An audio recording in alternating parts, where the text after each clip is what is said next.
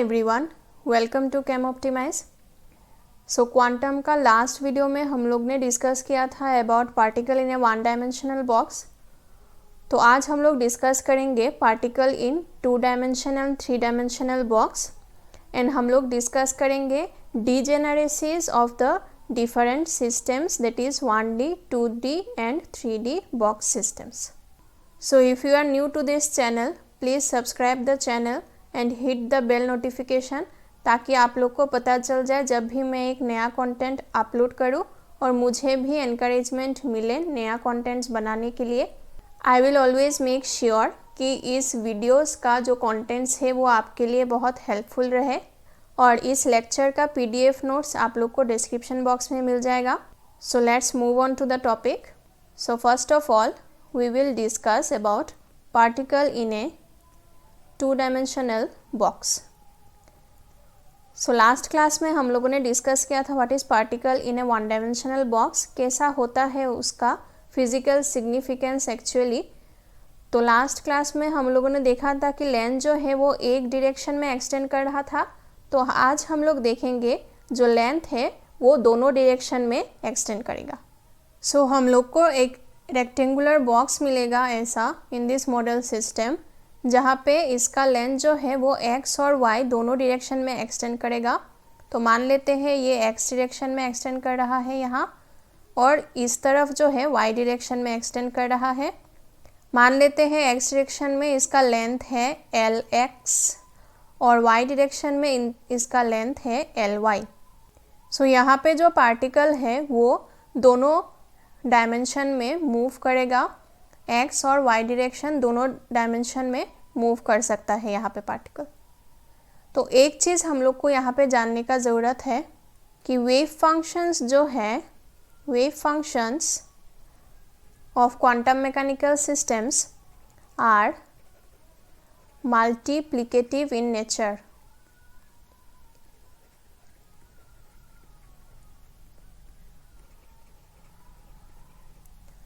और एनर्जीज जो होता है of the quantum mechanical system, energies are additive in nature.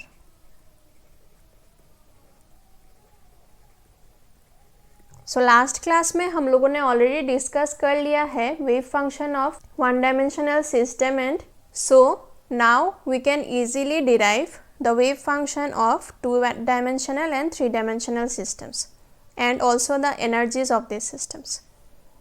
तो हम लोग को सिर्फ ये दोनों पॉइंट ध्यान रखना है कि वेव फंक्शन जो है वो मल्टीप्लिकेटिव होता है इन नेचर और एनर्जीज जो है वो एडिटिव होता है।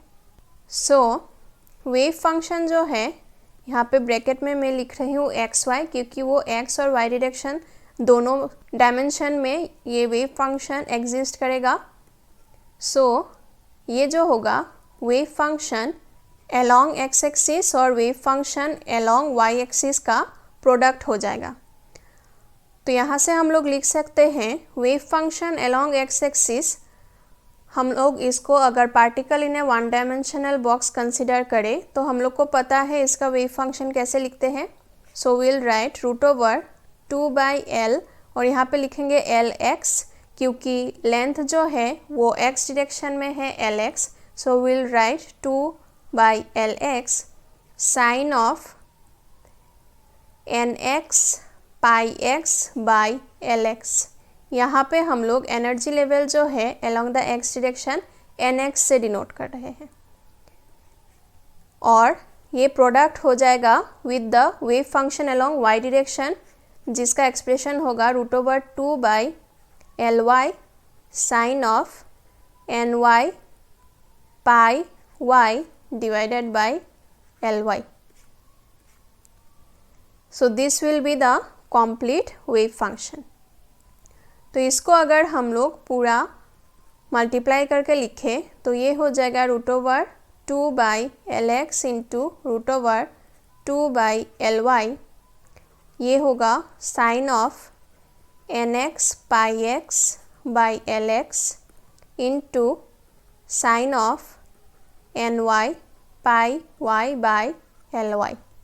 ये हो जाएगा complete wave function for the two dimensional box. अभी हम लोग को निकालना है energy, so the energy will be energy along x axis plus energy along y axis. तो हम लोग को पता है कि हम लोग अगर पार्टिकल को एक डायरेक्शन में कंसिडर करें तो इसका एनर्जी एक्सप्रेशन क्या होता है, लास्ट क्लास में हम लोगों ने डिस्कस किया है, particle in a 1D box.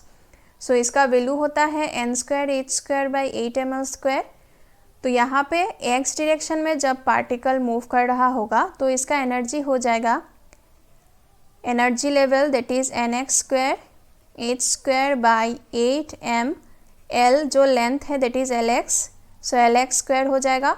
और y डायरेक्शन में ये होगा y²h²/8m ly²। सो यहाँ से अगर हम लोग कॉमन ले h²/8m को तो अंदर होगा nx²/lx² प्लस ny²/ly²। तो ये हो जाएगा complete expression for the energy of A 2 dimensional box. अभी यहाँ पे हम लोगों ने कंसिडर किया था कि जो बॉक्स है वो रेक्टेंगुलर बॉक्स है। सो एक्स डायरेक्शन में जो लेंथ है lx that is different from the length along y direction that is ly। सो ये दोनों लेंथ अलग अलग है, लेकिन अगर ये बॉक्स स्क्वायर बॉक्स हुआ then lx will be equal to ly. So if the box is square then lx will be equal to ly. तो तब क्या हो जाएगा एनर्जी का expression, E will be equal to h²/8m, ये भी l² हो जाएगा, ये भी l² हो जाएगा। अगर हम लोग lx और ly दोनों को l कंसिडर करें क्योंकि दोनों सेम हैं, सो हम लोग l² और यहाँ पे भी l² ये कॉमन ले सकते हैं, तो ये बाहर आ जाएगा। तो ये हो जाएगा h²/8ml² into nx² plus ny²। सो ये हो जाएगा expression for energy for a particle in a square 2 dimensional box. So अगर क्वेश्चन में मेंशन किया हुआ रहे कि lx और ly जो है वो अलग अलग है तभी हम लोग कंसिडर करेंगे ये वाला इक्वेशन, वरना फिर हम लोग कंसिडर कर लेंगे कि वो स्क्वायर बॉक्स है। Now we will move on to particle in a 3 dimensional box. So for a particle in a 3 dimensional box हम लोग कंसिडर करेंगे ऐसा एक सिस्टम जहाँ पे वो पार्टिकल मूव कर सकता है along x, y and z axis. So हम लोग कंसिडर करेंगे एक क्यूब जहाँ पे जो लेंथ है वो एक्सटेंड कर रहा है along x direction, y direction and z direction. So जैसे हम लोगों ने particle in a 2 dimensional box के लिए निकाला है वेव फंक्शन एंड एनर्जी का एक्सप्रेशन, सेम वे में हम लोग यहाँ पे भी निकालेंगे। सो वेव फंक्शन जो होगा ये होगा function of x, y and z, क्योंकि जो लेंथ है वो तीनों डायरेक्शन में एक्सटेंड कर रहा है। तो ये होगा wave function for x direction, wave function for y direction और wave function for z direction का प्रोडक्ट। तो हम लोग ऐसे लिख सकते हैं √2/lx sine of nx πx/lx √2/ly sine of ny πy/ly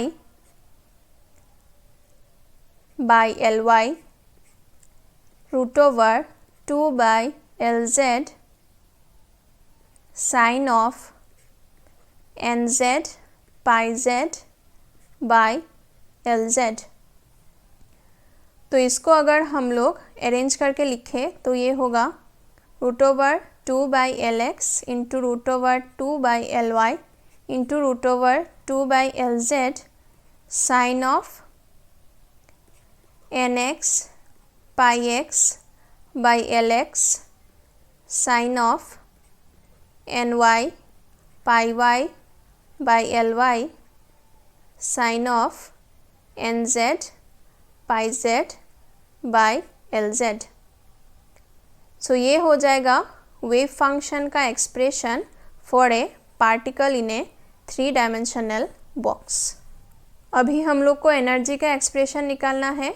so energy is additive, so total energy will be energy along x axis plus energy along y axis plus energy along z axis, तो ये हो जाएगा nx square h square by 8m lx square plus ny square h square by 8m ly square plus nz square h square by 8m lz square. तो यहाँ से अगर हम लोग h स्क्वायर बाई 8m को कॉमन ले तो यहाँ पे हो जाएगा nx square by lx square plus ny square by ly square plus nz square by lz square. तो ये हो जाएगा टोटल एनर्जी का एक्सप्रेशन। अभी अगर ये बॉक्स क्यूबिकल हो तो क्या हो जाएगा, लेंथ जो है वो Lx will be equal to Ly will be equal to Lz, और मान लेते हैं ये कुछ लेंथ है L, ये होगा फॉर क्यूबिकल बॉक्स। तो तब एनर्जी का एक्सप्रेशन क्या होगा, यहाँ पे भी L स्क्वायर होगा, यहाँ पे भी L स्क्वायर होगा, यहाँ पे भी L स्क्वायर होगा, तो उसको हम लोग कॉमन ले सकते हैं। तो ये हो जाएगा h square by 8ml square into nx square plus ny square plus nz square. तो ये हो जाएगा क्यूबिकल बॉक्स का एनर्जी का एक्सप्रेशन।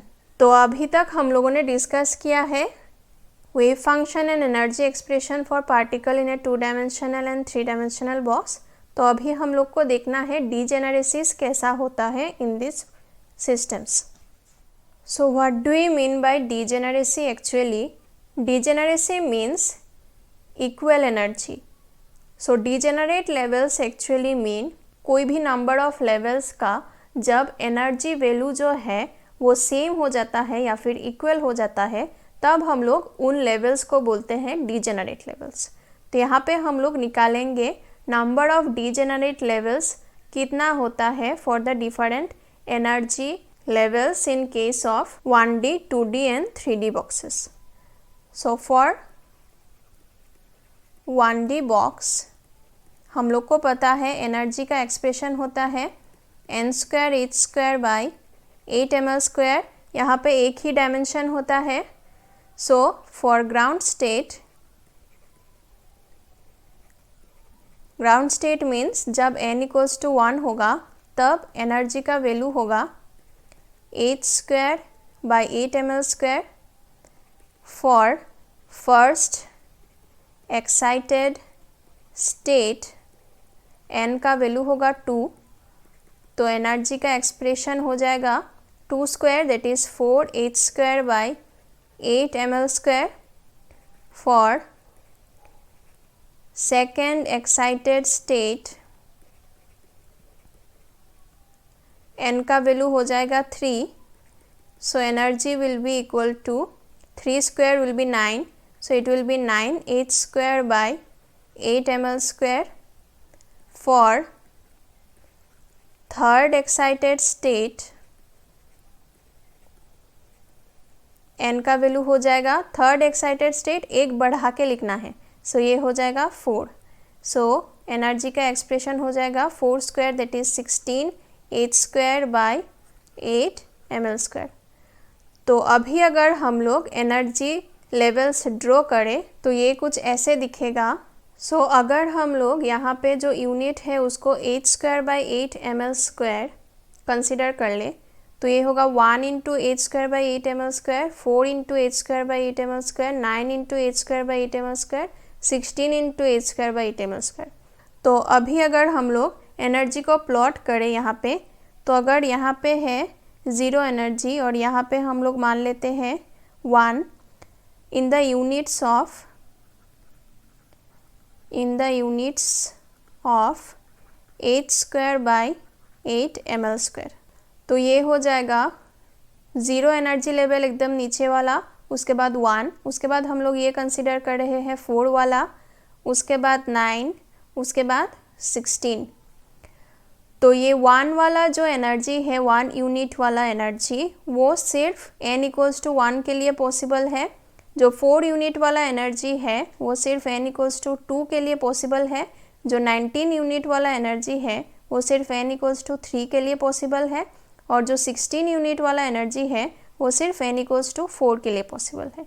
सो यहाँ से हम लोग देख रहे हैं कि एक ही एनर्जी लेवल यहाँ पे पॉसिबल होगा जिसके लिए एक पर्टिकुलर यूनिट ऑफ एनर्जी हम लोग असाइन कर सकते हैं। तो यहाँ से हम लोग बोल सकते हैं कि जो लेवल्स है जिसका सेम वैल्यू ऑफ एनर्जी है वो सिर्फ एक ही है। जैसे कि h²/8ml² वैल्यू जो है एनर्जी का वो सिर्फ हम लोग n इक्वल्स टू 1 को ही असाइन कर सकते हैं, या फिर 9h²/8ml² जो वैल्यू ऑफ एनर्जी है वो हम लोग सिर्फ n इक्वल्स टू 3 को ही असाइन कर सकते हैं और कोई एनर्जी लेवल को असाइन नहीं कर सकते। तो यहाँ से हम लोग बोल सकते हैं कि जो डीजेनरेसी है वो 1 है। So the degeneracy is 1 in particle in a 1 dimensional box. So next हम लोग डिस्कस करेंगे degeneracy for particle in a 2 dimensional box. तो for particle in a 2 dimensional box हम लोग को पता है एनर्जी का जो एक्सप्रेशन है that is h²/8ml² into nx² plus ny²। So for ground state जो होगा, ग्राउंड स्टेट के लिए nx भी 1 होगा और ny भी 1 होगा। तो एनर्जी का एक्सप्रेशन हो जाएगा h²/8ml² इंटू 1² प्लस 1² हो जाएगा 2। सो ये हो जाएगा 2h²/8ml²।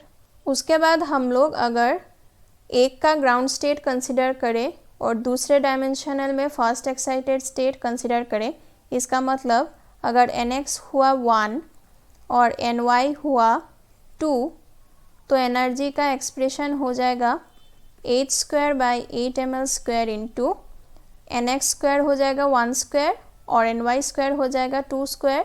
So 1² plus 2² will be equal to 5। So ये हो जाएगा 5h²/8ml²। सिमिलरली अगर हम लोग अभी कंसिडर करें कि x डायरेक्शन में फर्स्ट एक्साइटेड स्टेट है और y डायरेक्शन में ग्राउंड स्टेट है, तो ये हो जाएगा nx इक्वल्स टू 2 और ny इक्वल्स टू 1। तो यहाँ पे होगा एनर्जी का एक्सप्रेशन h²/8ml²। nx का वैल्यू हो जाएगा 2², ny² का वैल्यू हो जाएगा 1²। So 2² plus 1² will be equal to 5 again. So यहाँ पे भी हम लोग को मिलेगा ये एनर्जी एक्सप्रेशन जो है 5h²/8ml²। तो यहाँ से हम लोग देख रहे हैं कि यहाँ पे 2 पेयर्स ऑफ एनर्जी लेवल्स है जिसके लिए जो एनर्जी वैल्यू है वो सेम हो रहा है। तो हम लोग यहाँ से बोल सकते हैं कि ये पेयर ऑफ एनर्जी लेवल और ये पेयर ऑफ एनर्जी लेवल जो है ये दोनों डीजेनरेट है। तो अगर अभी हम लोग एनर्जी लेवल्स को ड्रॉ करें यहाँ पे तो ये कुछ ऐसा बनेगा। सो इन यूनिट्स ऑफ h²/8ml² अगर हम लोग एनर्जी को प्लॉट करें तो ये होगा 0। उसके बाद हम लोग को मिल रहा है for ground state in terms of h²/8ml² ये है 2। So 2 units of energy here. Then हम लोग को मिल रहा है 5 यूनिट्स ऑफ एनर्जी। सिमिलरली उसके बाद जो होगा 1 2 2 1 हम लोगों ने कंसिडर कर लिया, तो उसके बाद होगा 2 और 2, nx भी 2 ny भी 2। तो उसके लिए एनर्जी का वैल्यू हो जाएगा 2² plus 2² that will be equal to 8। So ये हो जाएगा 8h²/8ml²। तो यहाँ पे हम लोग लिख सकते हैं 8। उसके बाद नेक्स्ट हायर लेवल जो होगा वो होगा 1 3 और इसका डीजेनरेट और एक लेवल होगा 3 1। तो उसके लिए जो एनर्जी होगा उसका वैल्यू होगा 3² प्लस 1² या फिर 1² प्लस 3² दैट इज़ 10। तो ये हो जाएगा 10h²/8ml²। तो यहाँ पे हम लोग लिख सकते हैं 10। और उसका नेक्स्ट वाला जो है वो होगा 2 3 और उसका डीजेनरेट होगा 3 2। तो उसके लिए जो है एनर्जी होगा 3² प्लस 2² या फिर 2² प्लस 3²। ये हो जाएगा 9 प्लस 4 दैट इज़ 13। तो ये हो जाएगा 13h²/8ml²। सो यहाँ पे हम लोग लिखेंगे 13 यूनिट्स। सो यहाँ से हम लोग देख रहे हैं कि जो 2 यूनिट्स ऑफ एनर्जी था वो था फॉर द ग्राउंड स्टेट जब nx और ny का वैल्यू था 1 और 1। तो यहाँ पे डीजेनरेसी था 1, क्योंकि एक ही एनर्जी लेवल पॉसिबल है या फिर एक ही पेयर पॉसिबल है जिसके लिए एनर्जी का यूनिट होगा 2। Next, for 5 units of energy we have 2 pairs of energy levels. एक है 1,2 और दूसरा है 2,1।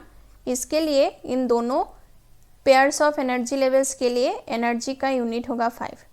नेक्स्ट, हम लोग को मिला 2,2 के लिए एनर्जी का value 8। Then we have 1,3 and 3,1। Then we have 2,3 and 3,2। तो यहाँ से हम लोग देख रहे हैं कि 1,1 जो है इसका डीजेनरेसी 1 है। 1,2, 2,1 यहाँ पे 2 एनर्जी लेवल्स पॉसिबल है, मतलब 2 pairs of energy levels possible है, इसलिए यहाँ पे डीजेनरेसी है 2, यहाँ पे डीजेनरेसी है 1, यहाँ पे डीजेनरेसी है 2, यहाँ पे डीजेनरेसी है 2। सो डीजेनरेसी को हम लोग स्मॉल g से भी डिनोट कर सकते हैं। तो यहाँ पे हम लोग लिखेंगे डीजेनरेसी इज़ 1, यहाँ पे डीजेनरेसी इज़ 2, यहाँ पे डीजेनरेसी इज़ 1, यहाँ पे डीजेनरेसी इज़ 2, यहाँ पे degeneracy is 2।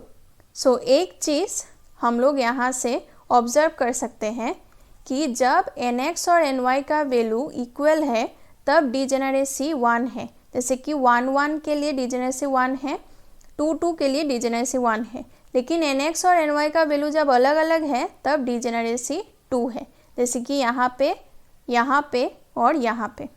So for particle in a 1 dimensional box degeneracy हमेशा 1 रहता है, लेकिन for particle in a 2 dimensional box जो है, if nx equals to ny degeneracy is 1, if nx not equals to ny degeneracy is 2।